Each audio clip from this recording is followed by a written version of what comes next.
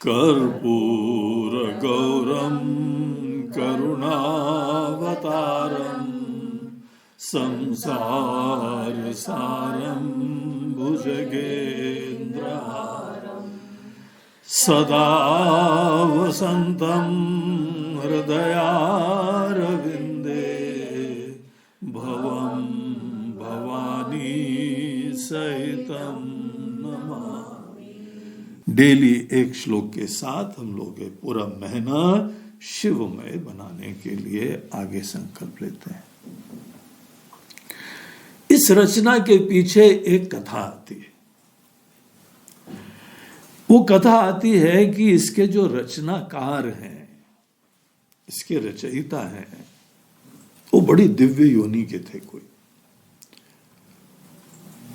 वो थे एक गंधर्वराज। एक गंधर्व की रचना है। देखिए, मनुष्य योनि होती है, देवता योनि होती है, असुर योनि होती है। उसी प्रकार से एक योनि होती है जिसको बोलते हैं गंधर्व योनि। गंधर्व योनि जो है वो बहुत ही कलात्मक होते हैं और विशेष रूप से संगीत प्रेमी होते हैं। तो वो एक बड़े दिव्य पुण्यात्मा होते हैं। देवता योनि भी बड़े पुण्य से प्राप्त होती है और गंधर्व योनि भी पुण्य से, लेकिन संगीत के अनुष्ठान से। संगीत के अनुष्ठान से जब आदमी पुण्य भाव से, निस्वार्थ भाव से कार्य करता है, भगवान की वंदना संगीत से करते हैं आप, तो जाके जो है वो गंधर्व योनि की तरफ आदमी की यात्रा होती है। तो गंधर्व जो है वो लोग सब बड़े म्यूजिशियंस होते हैं। जो भी हम लोग के अनेकों म्यूजिक स्कूल है ना, उनको भी गंधर्व विद्यालय का भी नाम दिया जाता है। तो उनको जो है अपनी वंदना, उनको रिस्पेक्ट्स पे करते हुए गंधर्वों को। तो एक ऐसे गंधर्व थे जो बहुत ही भगवान के भक्त भी थे, शिव जी के भक्त थे। उनका नाम था पुष्पदंत। उनका नाम पुष्पदंत क्यों पड़ा? क्योंकि कई लोग जब मुस्कुराते हैं, जब बोलते हैं, तो उनके दांत इतने मोती जैसे साफ होते हैं, चमकते हैं, ऐसा लगता है कि फूल झड़ रहे। मुस्कुराहट में भी उनके फूल जैसे दिखाई पड़ते हैं। और जो वाणी है, जहां उन्होंने बोलना चालू करा, फिर तो बहुत ही फ्लावरी लैंग्वेज होती है, बड़ी सुंदर लैंग्वेज होती है। पुष्पदंत जी की ये रचना अगर किसी को पढ़नी है तो पुष्पदंत जी की कुछ वैल्यूज हमारे अंदर आनी चाहिए। पुष्पदंत जी की, शिव जी की भक्ति तो हम लोग देखेंगे ही देखेंगे, लेकिन पुष्पदंत जी बोलते हैं कि तुम्हारी भाषा संगीत की तरीके, फूलों की तरीके से निकलनी चाहिए वाणी। वाणी अनेकों प्रकार से निकलती है। एक वाणी निकलती है जैसे अंगारे निकल रहे हैं। कुछ लोग बोलते हैं तो सब लोग जल जाते हैं। क्या वाणी में शक्ति है भाई। देखो, तुमने बोला और किसी का बीपी बढ़ा, हमने सुना है। पत्नियां काफी दक्ष होती हैं इस चीज में। कुछ पत्नियां, एक सज्जन यहां आते रहते हैं, वो बोलती पत्नी हमारी घरवाली, हमारी घरवाली,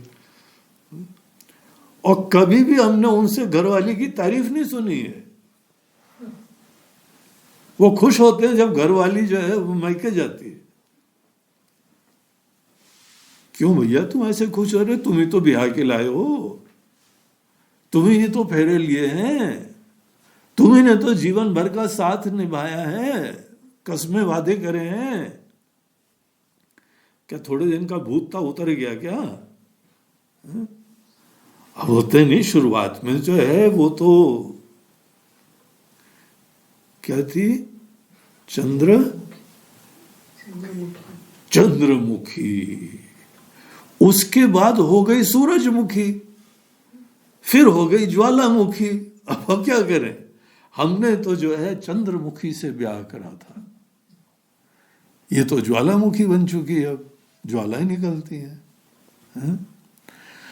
अगर पुष्पदंत जी की रचना आपको सुननी है, समझनी है, तो हमारी वाणी से फूल बरसने चाहिए। इसको भगवान कृष्ण वांग्मय तप कहते हैं। और वाणी को आप अच्छी तरीके से मैनेज करें, वो वाणी इंडिपेंडेंट नहीं होती है, वाणी तो मन का माध्यम होती है। तो अगर आपकी वाणी फ्लावरी होनी है, तो मन भी जो है वह सुंदर, शांत, प्यारा होना चाहिए। तो ये सावन में आप पुष्पदंत जी की रचना का अगर लाभ लेना हो, तो मन को सदैव प्रसन्न रखना सीखो। यह बगैर अभ्यास से नहीं होता है। भगवान कृष्ण ने गीता के 6 अध्याय में बोला, मन तुम्हारा कितना भी अशांत हो, दुखी हो, लेकिन विश्वास रखो, अभ्यासे न तो कौन्तेय वैराग्य न च गृह्यते। मन को सुंदर बनाया जा सकता है, और वाणी आपको हर जगह काम आएगी। सुंदर वाणी आपका सिग्नेचर होना चाहिए, सुंदर वाणी आपका आई कार्ड होना चाहिए। और ये हनुमान जी की तो सबसे बड़ी विशिष्टता थी। इसीलिए हनुमान जी को ऐसे काम दिए जाते थे कि जहां हनुमान जी ने अपना मुंह खोला, सबका दिल जीत लेते थे। सीता मैया जो सबके प्रति विश्वास खो बैठी थी, उनका भी दिल किसी ने जीता है तो हनुमान जी की वाणी ने जीता था। ऐसी फ्लावरी लैंग्वेज उनकी है, यह आसान नहीं है।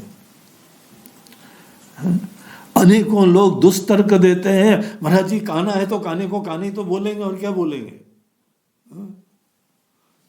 सत्यवादी है।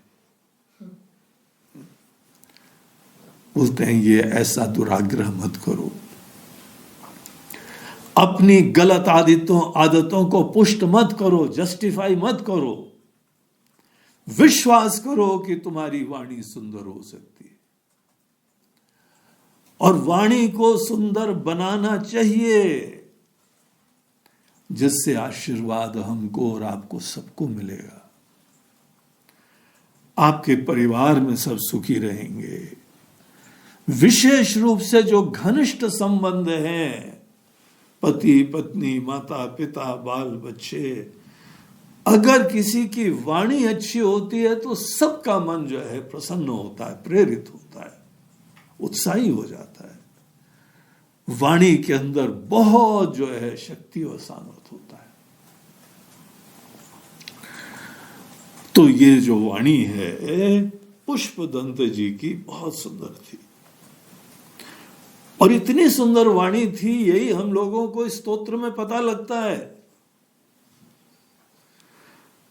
जो पूरी रचना जो है वह उन्होंने करी, आज भी अमर रचना है वो। संस्कृत भाषा के दृष्टिकोण से, ज्ञान के दृष्टिकोण से, भावना के दृष्टिकोण से, हर दृष्टिकोण से पुष्पदंत जी की वाणी की सुंदरता का प्रमाण यह ग्रंथ है, यह रचना है।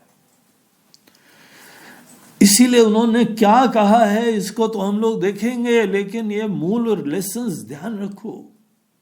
इस सावन में ये निश्चय करो, अगर वाणी बोलेंगे तो मीठी बोलेंगे, सच बोलेंगे। शास्त्र हमको बताते हैं कि देखो वाणी के कुछ साधना होती है। सत्यम वद, मितम वद, कम से कम बोलने में पूरी कोशिश करो। दीर्घ सूत्री मत बनना। दीर्घ सूत्री ऐसे प्राणी लोग होते हैं जिनको अगर बोलो कि ये माइक लो, सबका स्वागत करो, तो प्रवचन देने वाले बैठे रह जाएंगे, वो चालू रहेंगे। अब गुरु जी को बुलाया है, वो बैठे हुए हैं और वो भूमिका बना रहे हैं, वो बंदी नहीं हो रहे। जो अपनी बात थोड़े शब्दों में न कह पाए, जिसको बहुत ज्यादा बोलने की जरूरत पड़े, उसको गीता के अंदर भगवान कृष्ण दीर्घ सूत्री कहते हैं। ये गीता का शब्द है। जो दीर्घ सूत्री ना हो, कम से कम शब्दों में काम चलाओ और वाणी को सदैव यूज नहीं करना चाहिए। वाणी एक कम्युनिकेशन का माध्यम है, लेकिन ऐसा मत समझो कि केवल वाणी से ही बोला जाता है। आपको पता है आपकी आंखों से बोला जाता है। आंखों से बोलने की कोशिश करो। आज का प्रोजेक्ट लेना, आंखों से बोलना।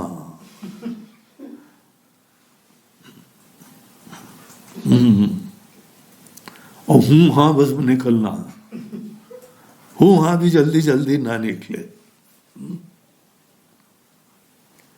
इशारों में बात करो, मुद्राओं में बात करो। आपने देखा है किसी डांस के जो क्लास होते हैं, मुद्रा से ही एक्सप्रेशंस करते हैं। भारतनाट्यम के अनेकों स्टूडेंट्स मुद्राओं का अभ्यास करते हैं। अनेकों एक्टर्स मुद्राओं का अभ्यास करते हैं। एक्टिंग स्कूल्स में इमोशंस के एक्सप्रेशंस होते हैं। हमको वाणी का बहुत ज्यादा प्रयोग नहीं करना चाहिए। जो वाणी का ज्यादा प्रयोग करता है वो अपनी वाणी की एनर्जी वेस्ट करता है। उसकी वाणी प्रभावी नहीं होती है।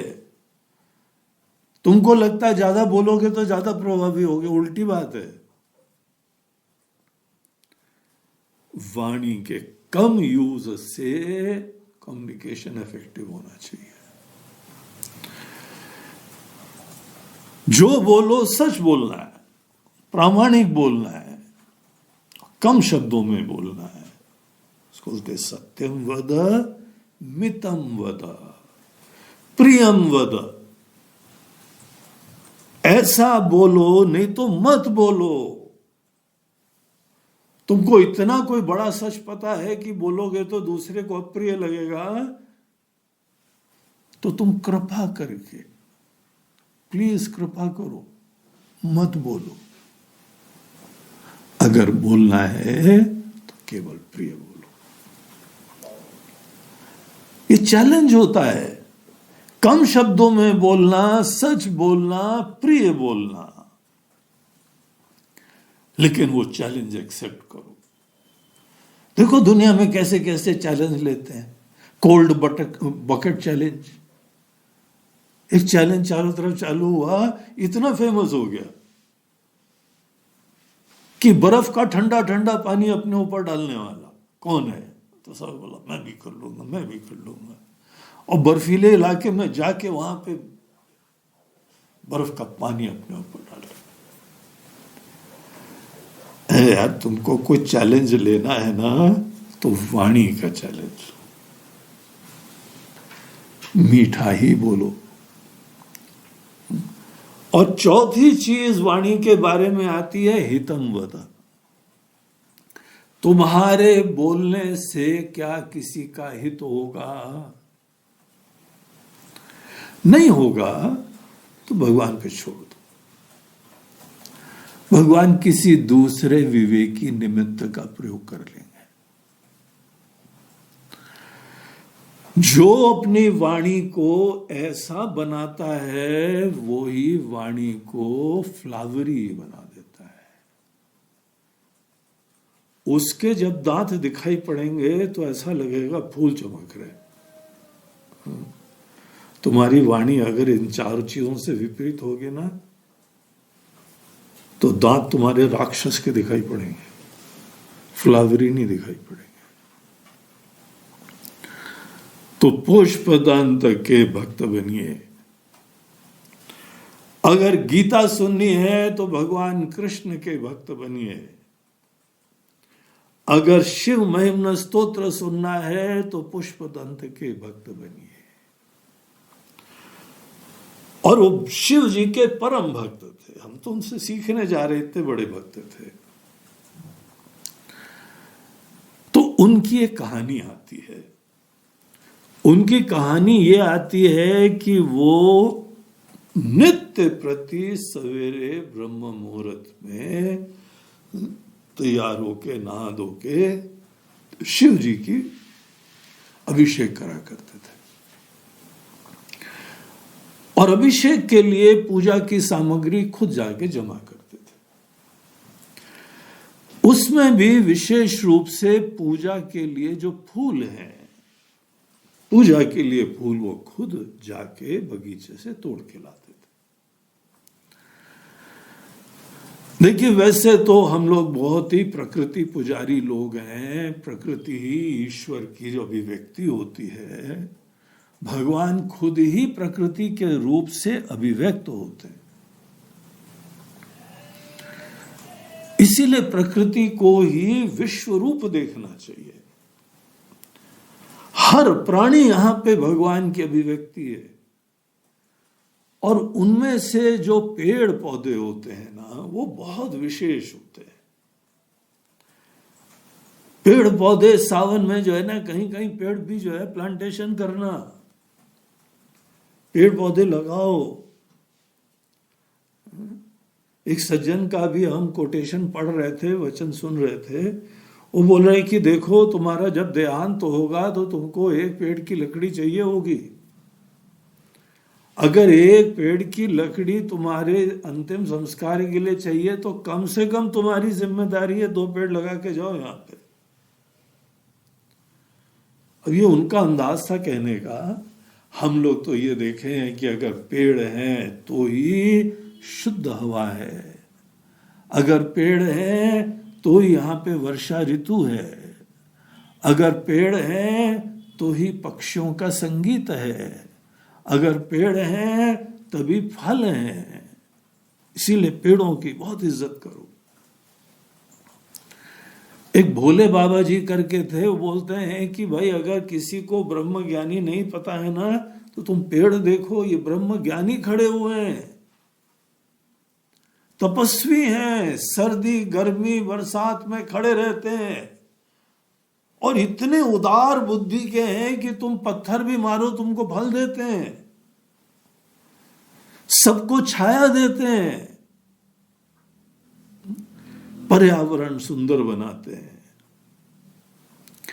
ऐसे जो वृक्ष होते हैं, पेड़ होते हैं, इनमें से जब फूल निकलते हैं ना, तो फूलों को पेड़ की संतान देखना चाहिए।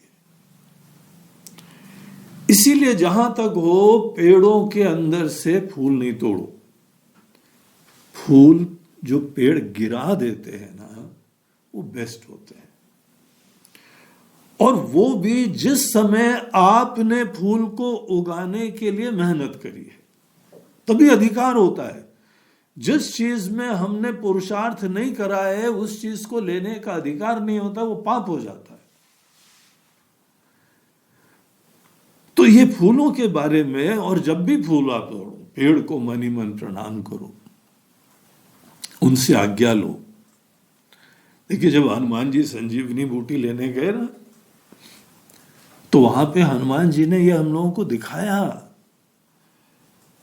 समस्त जड़ी बूटियों को उन्होंने प्रणाम करा, उनसे आज्ञा ली, तब जाके वो उसको ग्रहण करने के अधिकारी बने। तो पूजा के लिए भी जो फूल होते हैं, वो इस भावना से आप जाएं।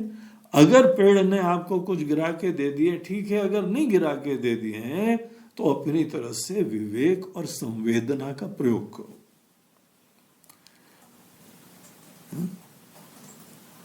फूल पेड़ पे ही अच्छे लगते हैं, हम तोड़ के रख लें वो थोड़ी हिंसक वृत्ति होती है, जड़ता की वृत्ति होती है। और आप ऐसी जड़ता से उसके बाद भगवान की पूजा करें, देखिए वो पूजा फलित नहीं होती ज्यादा। हाँ, अगर आपने पेड़ के पास जाके ऐसी जगह से फूल तोड़ो जहां पेड़ की ना शोभा खराब हो, ना पेड़ पूरा नंगा हो, सब तोड़ डालो, ऐसा कभी मत करना। एक फूल इधर उधर से जो है निकलिया कि पेड़ की ओवरऑल ब्यूटी भी खत्म ना हो, वो भी आज्ञा लेके प्रणाम करके। जीवित प्राणी है। अभी हमको परसों एक बहुत सुंदर खबर देखने को मिली, स्पेन के बार्सिलोना में, जहां पे बहुत ही ओपेरा म्यूजिक का प्रचलन है। ओपेरा एक बड़ी क्लासिकल म्यूजिक होती है उनकी। तो वहां पर भी बड़ा कोरोना का संक्रमण था, बंद था, लॉकडाउन था। अब धीमे धीमे खुला तो एक ओपेरा हाउस ने क्या करा, बोला कि हम लोग अब कार्यक्रम चालू करते हैं। और पहला कार्यक्रम पता किसके लिए करा? इतना जो है अद्भुत सा ओपेरा हाउस था, उन्होंने केवल पेड़ों को श्रोता की तरह रखा। पूरा ओपेरा हाउस गमले रखे गए, 2500 गमले उस ओपेरा हाउस में रखे गए।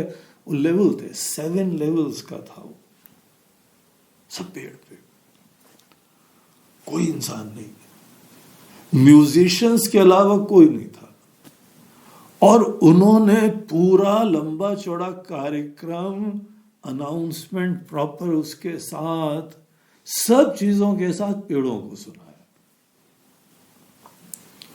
देखो दुनिया में कैसे पेड़ों को किस दृष्टि से देखा जाता है। उनको जीते जागते प्राणी की तरह देखा उन्होंने, और उनको कार्यक्रम सुनाया। ऐसी दृष्टि हमारे देश में भी है, जहां पे हर पेड़ के अंदर से भगवान निकल के आए, दर्शन दिए। तो अगर आपको पूजा के लिए फूल चाहिए तो इस अंदाज से करोगे तो पाप नहीं पड़ेगा।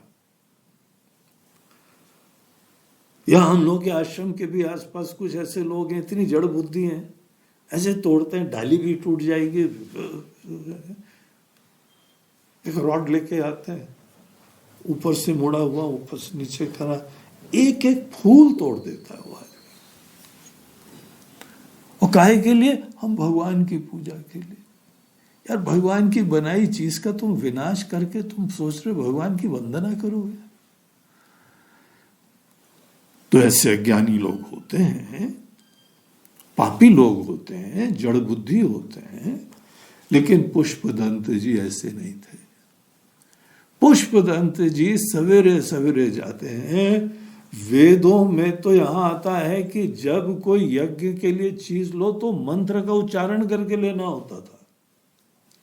हर वस्तु, हर लकड़ी, हर सामग्री का यूज करना है तो मंत्र का उच्चारण करके, भगवान का स्मरण करके फिर यूज करना चाहिए। ऐसे फूल तोड़ो, देखो तुम्हारी पूजा तो वहीं से चालू हो जाएगी। और वो जाते थे। अब गंधर्व लोक के लिए पूरी दुनिया है। जैसे कि ये पेड़ पक्षी होते हैं ना, हम लोगों ने तो हमारी कॉलोनी, हमारा घर और हमने बाउंड्रीज खींच रखी है। पक्षियों के लिए थोड़ी होता है, पूरी दुनिया उनकी है। वो गंधर्वों के लिए भी पूरी दुनिया हमारी है। तो कहीं से भी तोड़ लेते थे जाके, लेकिन ऐसी सुंदर भावना से। तो एक जगह वो पुष्पदंत जी घूमते फिरते, उनको बहुत सुंदर बगिया दिखाई पड़ी। बोला वाह प्रभु, हर हर महादेव, नमः शिवाय। शिव जी को उन्होंने धन्यवाद करा और बोला बगिया मिल गई हमको अच्छी। उस बगिया से वो सवेरे सवेरे बढ़िया से, बड़े भावना से फूल तोड़ते थे और वो ले जाते थे। वो बगिया एक राजा साहब की थी। जो कि वो भी शिव जी के बड़े भक्त थे और बहुत ही गार्डनिंग प्रेमी, प्रकृति प्रेमी, फूल प्रेमी थे वो। जो गार्डनिंग प्रेमी होता है ना, उसको एक एक कली दिखाई पड़ती है। देखो इस पेड़ के अंदर वो कली निकली। हमारे आश्रम में भी हमारे सब स्वामी जी वगैरह है, गुरु जी देखो देखो ये कली निकली। ऐसा लगता है हमारे घर में किसी का जन्म हुआ, ऐसी खुशी होती है, जन्म ही तो है। तो वो राजा साहब ऐसे गार्डन प्रेमी थे। लेकिन कुछ दिन बाद राजा साहब को दिखाई पड़ा कि आज जो फूल खिलने वाला था वो सवेरे गायब। दूसरा फूल देखा तो वो कोई इतना स्मार्ट आदमी आता है जो यहां से भी गायब। बढ़िया बढ़िया चुन चुन के फूल जो है वो कोई ले जाता था, विनाश नहीं करता था। लेकिन अच्छे अच्छे फूल जो खिलते हैं ना, वो आज के खिले हुए हैं, वो गायब हो जाते थे। उनको बड़ा खराब लगा। आप इतनी मेहनत से कुछ बनाए, वो कोई चुरा ले जाए, वैसे उनको बड़ा खराब लगा। तो उन्होंने अनेकों चौकीदारों से बोला कि तुम ध्यान रखो भाई, कौन आता है यहाँ पे। उन्होंने नहीं साहब, कोई भी नहीं आया। उन राजा का नाम चित्ररथ था। तो चित्ररथ नामक राजा साहब जो बहुत ही शिव भक्त थे, गार्डन प्रेमी थे, प्रकृति प्रेमी थे, संवेदनशील व्यक्ति थे, पुण्यात्मा थे, और खुद ही अपने उगाए हुए पेड़ से ही भगवान की आराधना करते थे। तो उन्होंने चौकीदार डबल कर दिए। बोला सब लोग जरा ध्यान रखो। चौकीदार डबल हो गए तो भी कोई आता था चुपचाप ले जाता था। अब वो थे गंधर्व। गंधर्व जो है अदृश्य होते हैं, वो दिखते नहीं है, अलग ही होनी है वो। और देवता लोग भी हम लोग को सूक्ष्म होते हैं, कोई दिखते नहीं है। तो वो समझ गए कि उन्होंने बोला कि लगता है कि कोई दूसरी जो है ना अदृष्ट योनि वाला आता है। उसको जो है फूल के तोड़ने के हिसाब से वो फूल तोड़ने वाले का परिचय भी मिला कि है थोड़ा सा विवेकी, सवेरे सवेरे आता है, ब्रह्म मुहूर्त में जगने वाला है, दोपहर के बाद वाला नहीं है कि सूर्यवंशी जो सूर्य उगने के बाद ही उगते हैं उनको बोलते हैं सूर्यवंशी। तो बोलते हैं ऐसा नहीं है, वो ब्रह्म मुहूर्त में जगने वाला व्यक्ति है। और तोड़ता है बड़ा विवेक से। सब कलियां, सब पत्तियां, सब डाली भी नहीं खत्म होती है, बड़े हिसाब से फूल टूटता है। तो फूल तोड़ने वाले के अंदाज से उसके मन का, उसकी संवेदना का, उसकी वैल्यूज का, उसकी भक्ति का, उसके स्टेट ऑफ माइंड का, सबका परिचय मिल जाता है। लेकिन हमारी बगैर आज्ञा से हमारा बगीचा उजड़ रहा है भाई, गायब कर लेता है। पूजा के लिए हमने रखा और महाराज कुछ पूजा का मजा ले रहे बगैर आज्ञा लिए हुए। हनुमान जी को भी जिस समय फल खाने थे अशोक वाटिका में, माता जी से आज्ञा ली उन्होंने, माता जी आज्ञा हो तो फल खा ले। अब यहां पर भी आज्ञा लेके फूल तोड़ने चाहिए। तो जब उनको पता लगा कि संभवतः कोई ऐसी योनि वाला व्यक्ति आता है जो अदृष्ट है, तो उन्होंने ट्रिक निकाली। ऐसी ट्रिक थी कि अदृष्ट योनि वाला दृष्ट हो जाएगा। उसके बाद जिस पुण्य के वजह से उसको ऐसी सिद्धि प्राप्त थी कि वो अदृष्ट होके आएगा, वो पुण्य उसके खत्म हो जाएंगे। तो क्या काम करा उन्होंने? उन्होंने कहा कि शिव जी की पूजा के जो निकले हुए फूल होते हैं, जिसको निर्माल्य कहा जाता है, निर्माल्य के बारे में जो भक्त लोग हैं, उपासक लोग हैं, वो उन फूलों को बहुत ध्यान से उठाते हैं।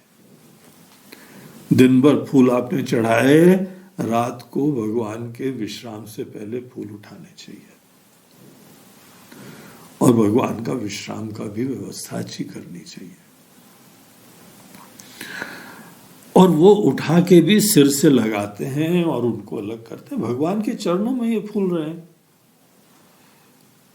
तो उन फूलों को फिर आदमी एक सही जगह पे जाके प्रवाहित कर देता है, विसर्जन करता है।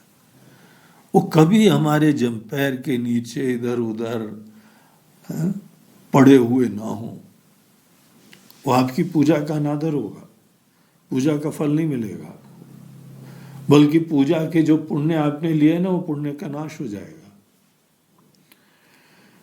तो ये पूजा की पद्धति की एक व्यवस्था है। उन्होंने कहा कि इन्हीं निर्माल्य को लेके बगीचे के एंट्री वाले रास्ते में थोड़ा डाल दिया, और जो जाने अनजाने उसके ऊपर पैर रखेगा उसके पुण्य खत्म और फट से दृष्ट हो जाएगा। तो जहां पे उन्होंने फूल डाले थे वहां पे चौकीदारों को एकदम तैनात कर दिया, बोला देखो सडनली कोई दृष्ट होने वाला है यहाँ पे, उस टाइम पकड़ लेना उसको। तो वो रेडी बैठ गए, और दूसरे दिन सवेरे सवेरे वो बैठे हुए थे। उनको दिख तो रहा नहीं था, सडनली एक आदमी प्रस्तुत हो गया, बोला पकड़ो पकड़ो पकड़ो। अब वो पुष्पदंत जी थे। अब देखो अच्छे इंसान थे, अच्छे प्राणी थे, अच्छी दिव्य योनि थी, पुण्यात्मा थे, शिव भक्त थे, अच्छी वाणी थी। उन्होंने प्यार से समझाया सबको, वो प्यार से समझाने वालों में से थे, तभी तो वाणी अच्छी थी ना उनकी। मुसीबत में आदमी की असली वाणी का परिचय मिलता है। उस समय पुष्पदंत जी ने बताया कि देखो हाथ जोड़ के हम पुष्पदंत हैं, गंधर्व हैं, और हम पूजा के लिए शिव जी का, सभी भूमि गोपाल की उनकी तो दृष्टि यही थी, हमारा किसी को कोई जो है वो पीड़ा पहुंचाने का कारण नहीं है, हमारे लिए तो पूरी दुनिया भगवान की जो है बगिया है। तो हम बड़ी भाव से हर पेड़ की इज्जत करते हुए, उनको प्रणाम करते हुए फूल लेते हैं, और ठीक ठीक तरीके से लेते हैं, जड़ता से नहीं तोड़ते हैं।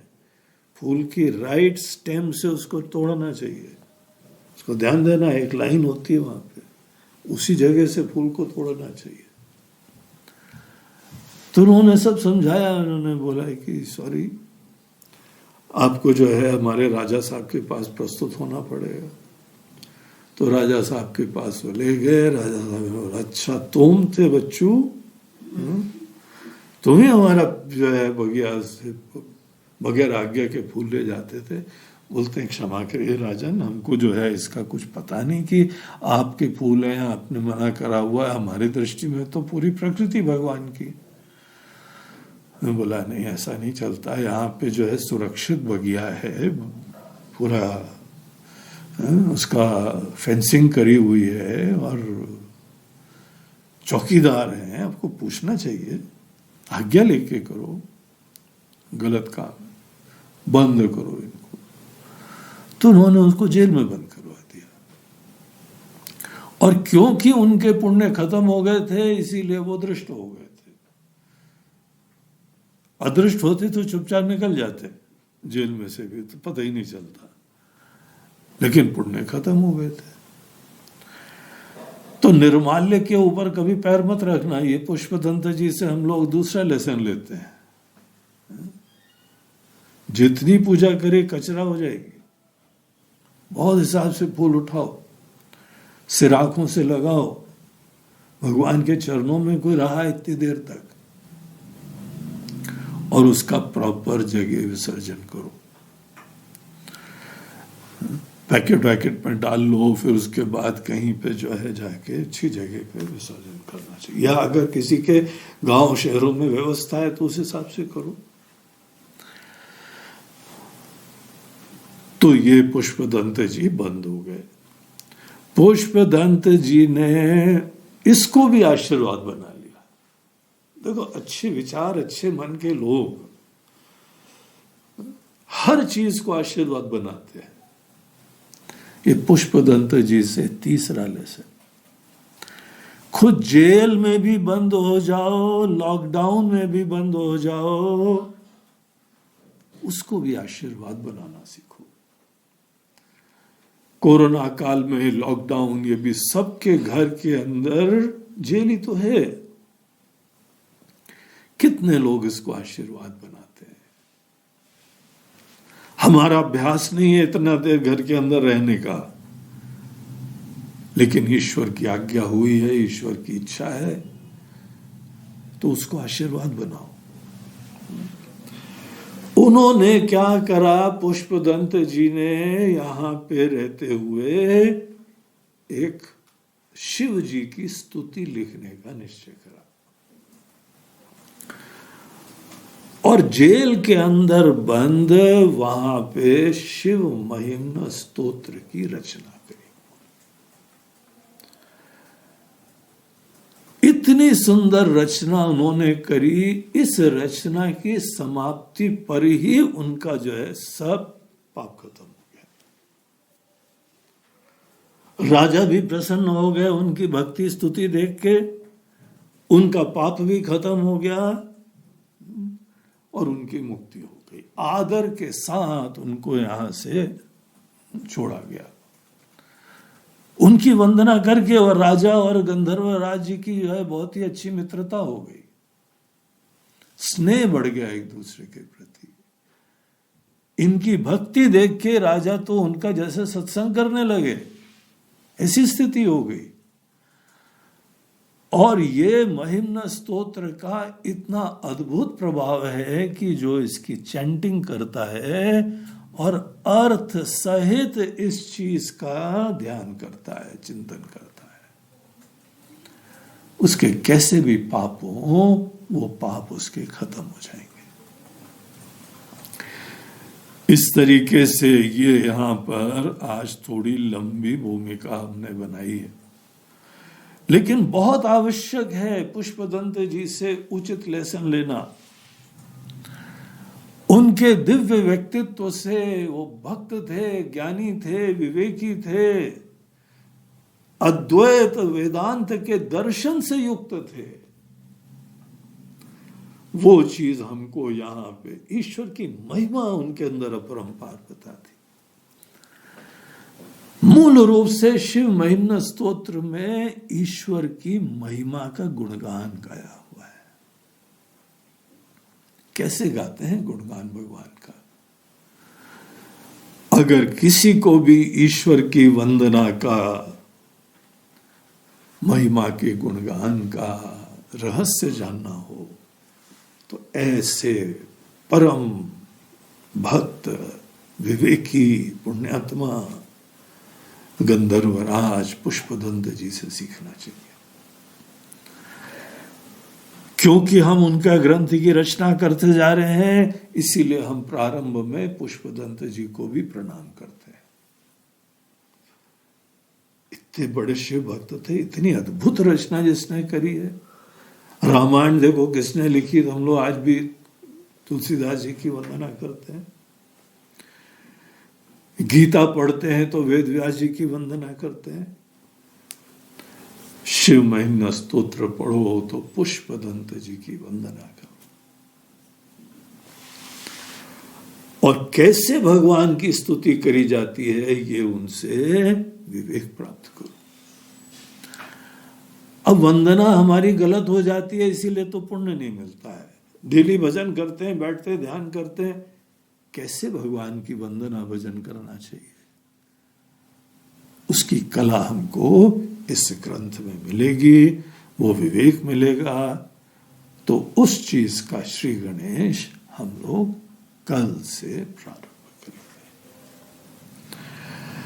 हम लोग के ये प्रत्येक दिन के प्रवचन इस बार किसी न किसी भक्त के द्वारा प्रायोजित है, स्पॉन्सर्ड है। जिन्होंने अपनी सेवा आज के प्रवचन के लिए दी है, हम उनको साधुवाद कहते हैं, उनको आशीर्वाद देते हैं। और आज जो है वह हमारे प्रिय शिष्य शिव भक्त सुरेश रोरा जी ने करा है, मुंबई के हैं।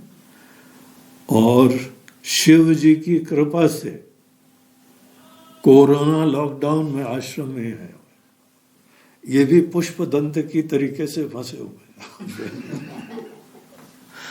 लेकिन जैसे पुष्प दंत जी ने यहाँ रह के पुण्य की प्राप्ति करी, वो भी अपनी सब सेवा भजन से यही पुण्य का लाभ ले रहे हैं। उनको बहुत बहुत आशीर्वाद। और इसी तरीके से डेली का प्रवचन किसी न किसी भक्त के द्वारा प्रायोजित है। हम उनका नाम और चर्चा अवश्य हर प्रवचन के बाद लिया करेंगे। इसके साथ आज का प्रवचन समाप्त होता है। नमः पार्वती पते हर हर।